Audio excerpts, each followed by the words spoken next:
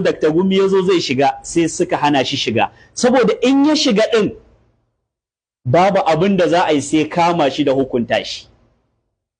In ya shigo to za a kama shi ne fa, sai dai fa a ji labarin cewa gwamnatin Saudiya ta kama Dr. Gumi, yanzu ana maganar gurfanar da shi gaban kotu ya kuma girba abin da ya shuka.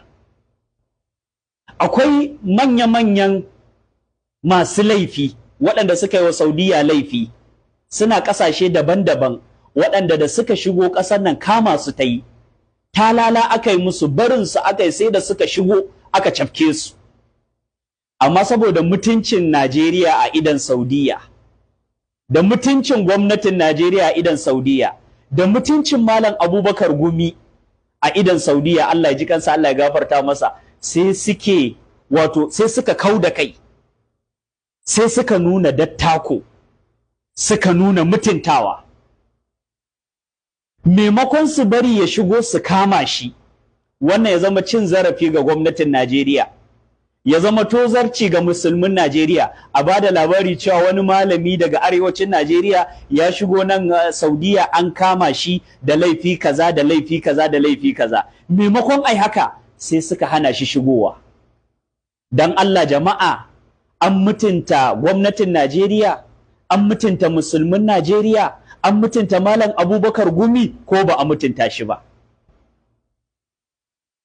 Kar ku manta, watanni 3 zuwa 4 da suka wuce baya, wannan mutum Dr. Ahmad Gumi, bayan ya kai ziyara ƙasar Iran, ƙasar 'yan Shi'a, masu zagin sahabban manzan Allah sallallahu alaihi wasallama, masu zagin matan manzan Allah sallallahu alaihi wasallama, bayan ya kai musu ziyara ya dawo Najeriya yana yabansu, yana faɗin alkhairansu, sai kuma ya afka wa Saudiya, ta inda yake shiga ba ta nan yake fita ba.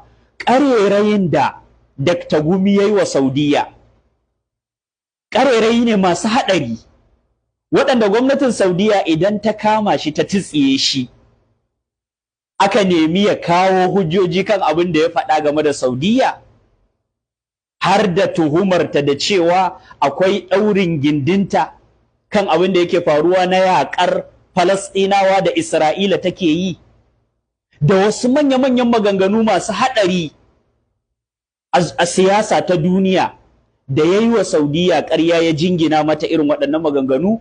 Idan da sun kama shi suka titsiye, suka gurfanar gaban alƙali, to na rantse muku da Allah abin ba zai zo da kyau ba, kuma abin zai zama cin zarafi ne ga mu musulmin Najeriya. A ce ma wani malami ne a arewacin Najeriya ya wannan aikin, ya zama cin zarafi gare mu.